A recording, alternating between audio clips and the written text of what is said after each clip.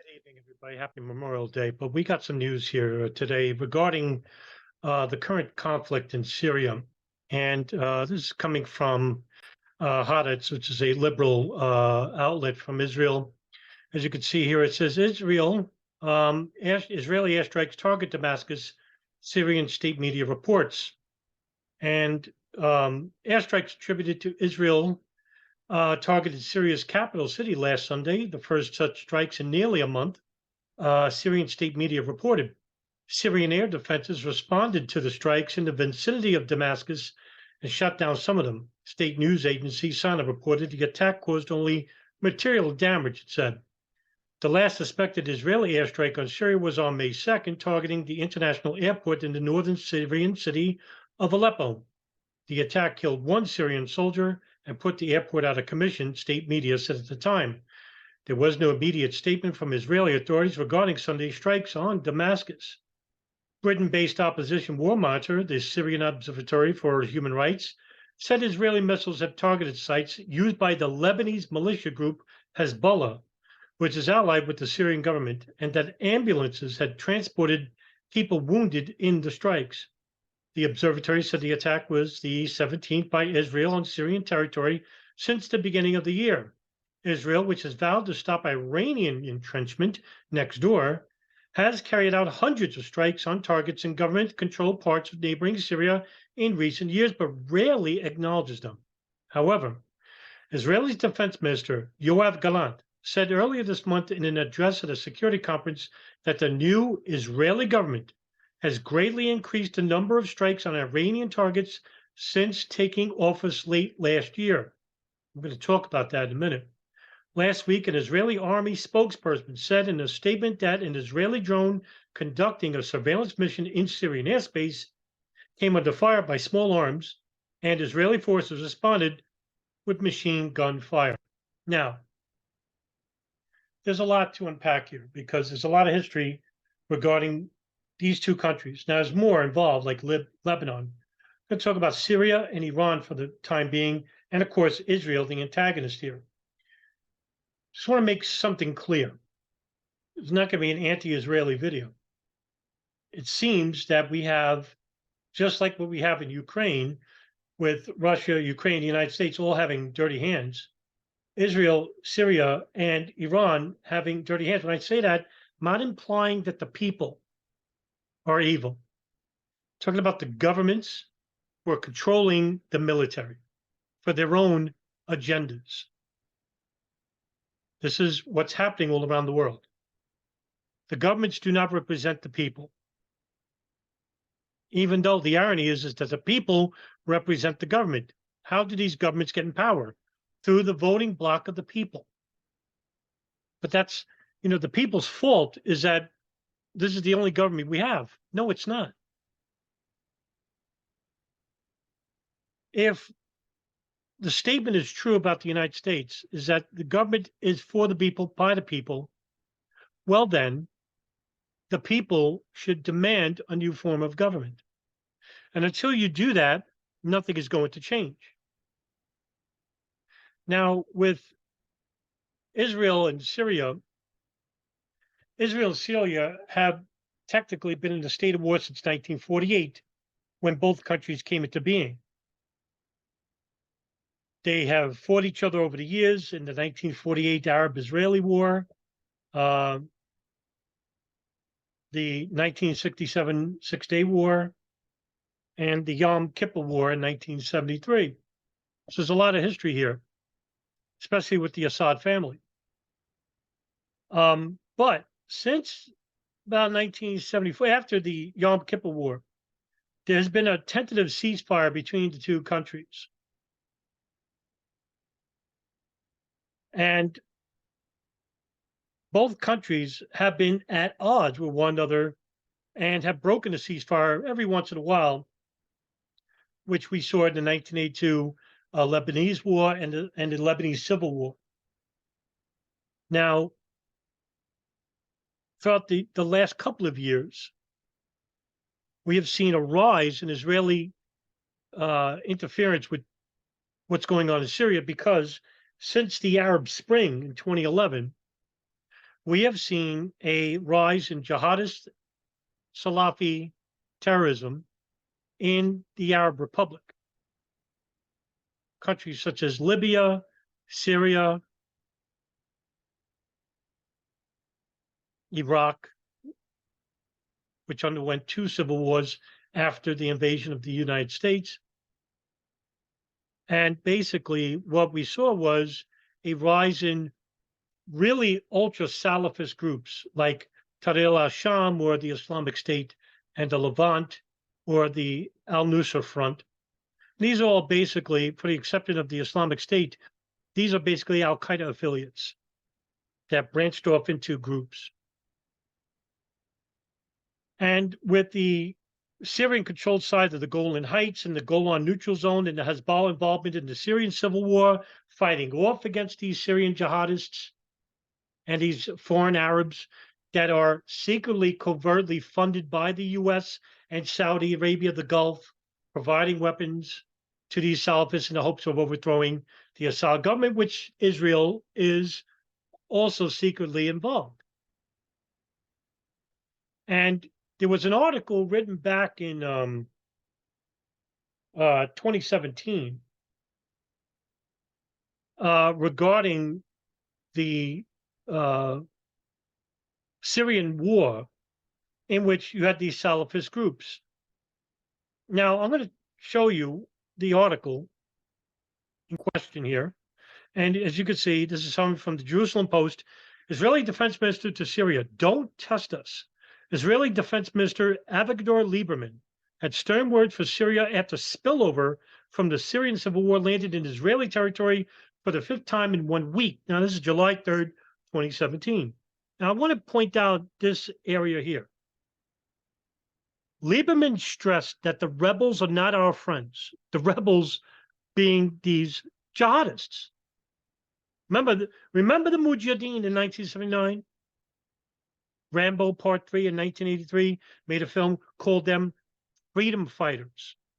Meanwhile, the Arab Mujahideen fighters, most notably than their brethren, the Afghans, the Arab foreign fighters were just, most of them were terrorists, or later on became terrorists. So a lot of those Arab fighters went back to countries like Indonesia, Philippines, Great Britain, the United States. And what happened? Groups like Abu Sayyaf, Jemaah Islamiyah, Al-Qaeda came into being. And what happened? Terrorism in those countries, right? So here, look at the goal of this. Lieberman stressed that the rebels are not our friends, but that Israel is ready to accept any ceasefire in Syria that does not involve Iran, Hezbollah, or Assad. You'll see a link in all this. And this goes back decades. But notice the statement here. We cannot allow a man like Assad, who kills his own citizens and who uses chemical weapons against them, to remain in power. Keeping Assad in power is not in our security interests. As long as he is in power, Iran and Hezbollah will be in Syria. In other words, Lieberman is willing to accept the fact that we'll ignore the Al-Qaeda affiliates, the ones that cause terrorism, the ones that openly say that Israel is the enemy. We would rather have them win the war than Shia minority and these Alawites and nationalists to facilitate power in the Middle East. Why? Because countries like Lebanon and Syria and Libya and Iran, these countries posed a geopolitical threat to not only Israel and the United States, because the U.S. considers Israel and the Gulf their interests, but also Saudi Arabia. Saudi Arabia has a big role to play here. Now, for 2 different reasons here. Israel sees the entire Arab world as the enemy. Well, Saudi Arabia wants to get rid of the Shia minority because they're a Sunni, although the majority of the Sunni world rejects Saudi Arabia, because Saudi Arabia is governed by the Wahhabi principle, which is basically a heretical sect within the Sunni branch of Islam. Saudi Arabia was responsible for the creation of terrorism in the Middle East. Groups like Al-Qaeda, Islamic State Levant, Abu Sayyaf, Jaish-e-Mohammed. A lot of these groups, Jemaah Islamiyah in Indonesia, Boko Haram in North Africa, all these groups basically were funded at one point by Saudi interests in the kingdom in the 80s and early 90s, in the hopes of those groups not coming back and enacting justice against Saudi Arabia, because Saudi Arabia had allowed U.S. military to station in Mecca, Medina, the holiest sites in all of Islam. So you could see there are different agendas here by different countries. When asked by the Jerusalem Post whether it would be better for Israel if Assad or Syrian rebels to control the border with Israel, he said neither was a great option. The rebels are not our friends. They are all versions of Al-Qaeda. But to them, as you can see here, we will not tolerate any Iranian presence on the border, and we will continue to act against that. Now, why is there such a great hatred for Iran? Why does Iran hate Israel? We're talking about governments, right? People. Now, currently, there's a great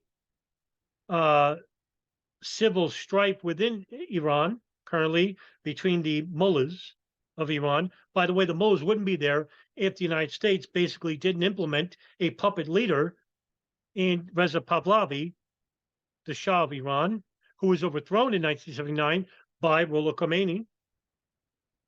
Khomeini, and created this Iranian militancy. And of course, this goes back even before then, when Israel considered Iran as a great threat because they're living next door almost to one another. You would think that in this case, that Saudi Arabia would be a greater enemy to Israel. Their country is half and half. In other words, it's run by the kingdom, which is the government, and it's also run by the mullahs, or the Salafi jihadists, people like Ibn Baz, that fermented this Wahhabi ideology throughout the 1970s, the oil boom, and the 1980s, which gave us terrorism in the 1990s and early 2000s, which was felt all over the world. Southeast Asia, Great Britain, United Kingdom, United States, everywhere except South America and Central America. I wonder why. Is it basically because that there's a religious indifference? This has nothing to do with religion. In fact, Al-Qaeda used to make videos through the media arm As-Sahab and basically tell you. Now, this is unprecedented when it comes to true crime.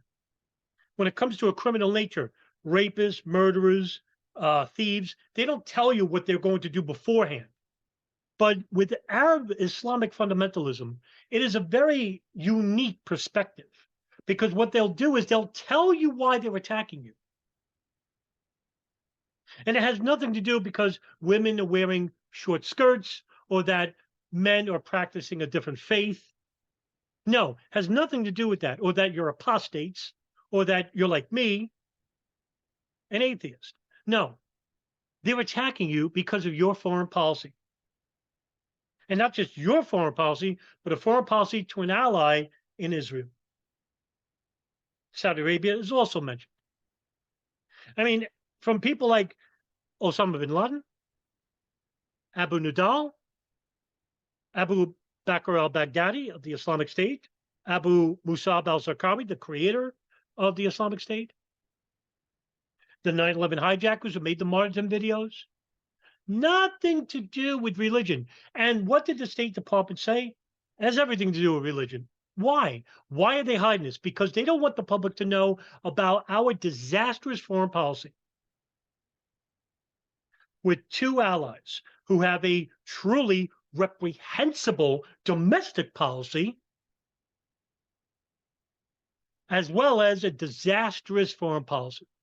And what do they all have in common? Right-wing fundamentalism. Saudi Arabia is governed by Wahhabi principles, which is an ultra Salafist ideology. Israel is led by Zionism, which is a ultra nationalist ideology. Interesting paradigm between Israel and Saudi Arabia. And yet you would think they would be sheer enemies. They're allies, tentative. But Israel would consider Syria and Lebanon and Iran greater enemies than Saudi Arabia. Why? Because they're not controlled by the United States. Ever notice that the countries the United States went to war with after 9/11 were countries that had nothing to do with 9/11, that were allied to the Arab Republic or the Arab World League, mainly Alawites and Shia minority? What did Iraq have to do with 9/11? What did the drone striking of Pakistan have to do with 9/11? What did the destruction of Libya have to do with 9/11? What did the destruction of Syria have to do with 9/11? If we're talking about government malfeasance or government criminality in Libya and Syria, well, let the Arab World League handle it. In fact, I distinctly remember an Arab World League summit in which Muammar Gaddafi, the president of Libya at the time, I forgot the year, maybe it was about 2007, 2008, where he basically said, this is before the Arab Spring happened, he basically said, why did we allow the United States to convict Saddam Hussein? Why didn't we do that in the Arab Summit? I think that was a great point. Who are the United States to basically say Saddam Hussein is guilty of a certain crime? By the way, that certain crime was that Iraq was procuring chemical and biological weapons with Al-Qaeda. That's the reason why we invaded. It was all based on lies. It was actually based on the torturous confession of an alleged terrorist, Abu al-Sheikh ibn al-Libi, who we sent to Egypt because they do torture real well, and tortured al-Libi and told them, yes, Al-Qaeda was procuring chemical weapons. Meanwhile, he never saw this. Later on, when Colin Powell showed you that stupid vial of the anthrax and showed you cartoons, not pictures, cartoons of photographs of these underground bunkers, and basically the United Nations Security Council said, yep, enough to go to war. 1.6 million, depending on what numbers, it's anywhere between 1 to 1.7 million people dead in a 10-year war with Iraq. Destroyed the country from within, destroyed the Ba'athist country, destroyed it with the Iraqi Provisional Orders number 1 and 2, first we liquidated the military, then we liquidated law enforcement, and then anarchy came in the country. What happened? A vacuum was created, and this small, stupid little band of thieves and rapists and pimps from Jordan then went to Iraq and took advantage because bin Laden gave a couple of $1,000s to one guy, Abu Musab al-Zarqawi, and they created a group called Al-Qaeda in Iraq, which later became Islamic State and Iraq, which later became Islamic State and the Levant. And under Abu Bakr al-Baghdadi, this one-time small jailhouse group became almost an international terrorist organization. Was it all basically about recruitment? No. It was basically about the United States getting involved with the Syrian civil war and basically funding groups with billions of dollars in arms training, in which the operation was called Timber Sycamore, which was approved by the CIA Director General David Petraeus and approved by Barack Obama. And who were the countries that basically involved with this operation? Well, it was Israel, Turkey, Saudi Arabia, Qatar, Bahrain. All the countries that ferment these terrorist groups and their Wahhabi ideology by giving them weapons and military aid in the hopes of overthrowing Assad, in which Israel and Saudi Arabia wanted. And because they wanted it, the United States, of course, like sheep, because that's what our government is, a bunch of sheep criminals. No matter if it's Republicans or Democrats, they are all criminals. So I don't know why anyone votes for these people. Okay. They get involved. And basically, this operation went on until, of all people, Donald Trump ended it in 2017. A 6-year program that the public had no acknowledgement until it was reported in 2017. So Iran and Israel had a decades-long conflict in which Iran's hostility towards Israel followed the Iranian Revolution and expanded into covert Iranian support of Hezbollah during the South Lebanon conflict that went on from 1985 to 2000. And then, of course, we saw what happened. Israeli IDF, 2005, 2006, in which they lost to Hezbollah. And let me remind you, that loss by the Israeli IDF to Hezbollah in 2006 was never forgotten because that was seen as an embarrassment. And Hezbollah under Nasrallah, Ruhollah Nasrallah, saw that as a major victory. Israeli IDF are not very good fighters, not in the open field. They just aren't. That's why they use the U.S. and the coalition partners as the big brother to fight their battles. I'm sorry, it's not anti-Semitic to say so. This is historical fact. It's not a condemnation of the Jewish people. As you can see, I'm not saying Jewish people. This is a condemnation of the government. And it's the most right-wing government in history. Because when Benjamin Netanyahu, for the third time, he was voted prime minister last December, it became the most religiously conservative government in Israel's history. Now, just think of all the right-wing governments they've had. Ariel Sharon, who's a criminal. If there's a hell, he belongs in it. Netanyahu's 2 previous terms. But this coalition, this Likud party that is currently in power now, controls the Knesset, controls the government, and it's also involving religious right-wing groups.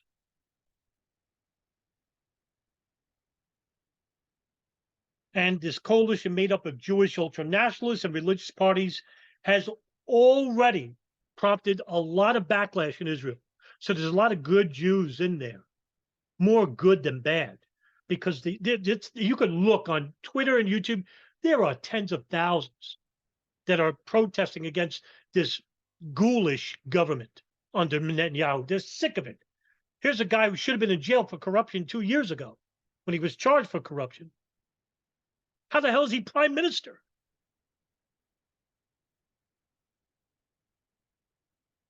And in all aspects of Israeli society, including the country's defense establishments, businesses, the LGBT community, even the secular Jews, they know corruption when they see it.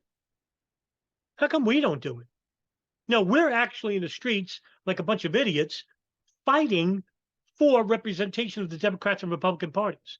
And fighting who? Each other. Because we're stupid. American people, I'm sorry, generally we're dumb. It boggles my mind that we still vote. I can't believe it. It's almost like every 4 years, you have amnesia. Oh, yeah, it'll be better this time. Let me pull the switch. It's going to work in our favor this time. Homelessness will be eradicated. Everybody will have a comfortable financial way of living. The living wage will rise, and inflation will drop. Housing market will crash a little bit. We'll be able to afford homes. The rent prices will come down. Healthcare will have an invigoration. We'll have better healthcare, universal healthcare, without all these third-rate companies that are taxing you and just exorbiting great grossly fees. Social Security will have a comeback and have a livable wage. No, the education department, all this stupid woke crap and this right-wing nationalist crap will go away. No, the reverse has happened. Everything got worse when it comes to domestic issues. Because while we're fighting with each other about domestic issues, the geopolitical external issues, which are even worse because it threatens mankind, are being ignored. And you damn well know Fox News and CNN are not going to report these issues, not the important ones anyway. And so most certainly they'll keep you divided because they'll convince you that you're the enemy to one another. Why not? It's worked all along. You actually believe you're a leftist or you're from the conservative background. I mean, even the libertarian community are at odds with one another. I mean, what the hell's going on in this country? It's because we're ignorant. Shamelessly. We have no idea what's going on in this. We have every aspect of society in the United States, which are trivial, minuscule. It's not even important. But it's working because it's causing us to divide each other. The important issues, which are happening in our name, happening under the leftist and rightist regimes, because there is no left and right. There never was. There's a government that made you believe there's a left and right. And the issues that are happening in countries like Israel, Saudi Arabia, Libya, Syria, Pakistan, Iran, Lebanon, Jordan, all these countries, Russia, Ukraine, okay? All these issues, you're getting a one-sided view, left and right. But you're not getting the truth. Because in order to obtain that, you have to finally realize that I'm not a Democrat. I'm not a Republican. I'm not a Jew. I'm not a Christian or a Muslim. I'm not black. I'm not white. I'm none of these issues. I'm a fucking human being. And I know immorality and corruption when I see it. Because do I want someone who represents me, who is actually acting in accordance with their own interests outside of mine, and then saying it's in our interests? Well, no, I didn't ask you to go to another country and involve yourself in that country by facilitating terrorism, whether it's basically ignoring what's going on in the Ukraine conflict, whether it's ignoring what's going on in Yemen, whether it's ignoring what's going on in Syria, whether it's ignoring what's going on in Iran, and the criminality nature of these governments involved.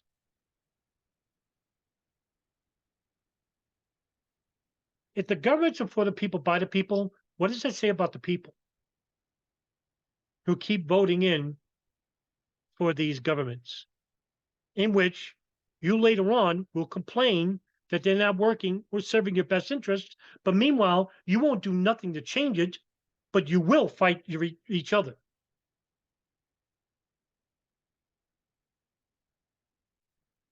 And so when you have a long history like Israel and Iran that goes back decades, because Iran has a capable nuclear program that doesn't facilitate weapons anyway, because of the International Atomic Association and the economic ramifications afforded to them by the United States. They're going through a lot. And why should Iran have a nuclear weapon? Iraq didn't have a nuclear weapon. Look what happened to them. Afghanistan didn't have a nuclear weapon. Look what happened to them. Libya didn't have a nuclear weapon. Look what happened to them. Syria didn't have a nuclear weapon. Look what happened to them. Iraq twice. The U.S. invaded and destroyed those countries with the coalition partners and with the approval of Israel and Saudi Arabia. Iran is close. They probably do have a nuclear weapon. We don't know. But according to the IAEA, they claim that there is no nuclear weapons in Iran. And I happen to believe that. I think they should. I think they should, and keep all these governments like the United States and Israel and Saudi Arabia honest. Interesting that the United States continually claims that they want peace in the region, yet never really truly sit down with their neighbors or the adversaries. It's always someone like China or Russia or even Saudi Arabia, which are undergoing reformation. Been hearing that for decades. You can't change the ideology. And look who's running that government, a tyrannical family, the Salmans. Now, of course, this is a battle between Israel and the Shia community with the help of Saudi Arabia and the United States. Iran doesn't have military bases surrounding Israel. Iran doesn't have military bases surrounding the United States, nor Saudi Arabia. The United States certainly does have military bases surrounding Iran. They also have military bases surrounding China. So who's the antagonist here? Look deeper. Stop looking at the surface. Stop watching TV. Don't get your information from the news. Stop looking at things in a narrow political alignment. Break those walls. You know, like I said before, and I'll say it again, don't look at it from a left or right perspective. I don't care if you're a Trumper or you're a supporter of Biden. Why do you support them to begin with? Because you hate what's going on culturally? Are you that superficial to fall for this trap? There is no culture shock. It's only there to pretend that there is one so that you make yourself the enemy to one another. There's a lot in common between you two. I can't understand why you don't sit down and talk with one another. Because we don't know how. Because we're a country that is saturated with violence. You know, Norman Finkelstein, the great author and Israeli Palestinian human rights advocate, basically said that Israel is a sick country. The government, meaning. I happen to agree. But let me show you the American government, which I think are sicker when it comes to real crimes and immorality. There is no government on the face of the earth that has killed more people. And if we don't change things right away, and I'm talking about, you know, taking this proverbial IV out of our arm and stop watching TV and playing this divisive human construct game, we're going to destroy ourselves and invite the government to basically enact changes on our Constitution in which we will support because we think it'll be in our best interests and defeat the enemy, whether it be from the left or right. You're falling for a trick. That's all I'm going to say. And we're not alone. At least we have some, you know, good people that are not playing this game, but there's not enough, but they're not given a voice. And I always thought that the Libertarian Committee would be that voice. But right now, I think they're going through some problems. But they're our last hope before we destroy ourselves. And I think we have to destroy ourselves in order to rise out of the ashes like a phoenix and basically rebuild and learn from the past. But will we? George Santayana once said, those who are doomed to forget the past are doomed to repeat it. And I'll tell you right now, if we don't start paying attention what's going on in our name in countries like Israel and Saudi Arabia, where nuclear war could happen, and Ukraine, Russia, which we just avoided. Well, if we have people like DeSantis in government, or Tom Cotton, or or the right-wing zealots, we're going to be visiting the revisitation of a Cold War, either with China or Iran, that will basically be more devastating than the wars we saw in Iraq and Afghanistan, Syria and Libya. Because one thing about the Iranians and Chinese is that they're formidable military opponents. These are the countries we should be allied with, not adversaries. And the people and the countries that we are allied with, we should be enemies, or consider them enemies anyway, because they certainly don't act like allies. Have a good night, everybody. I'll keep you informed as always, and I'll see you in the next video.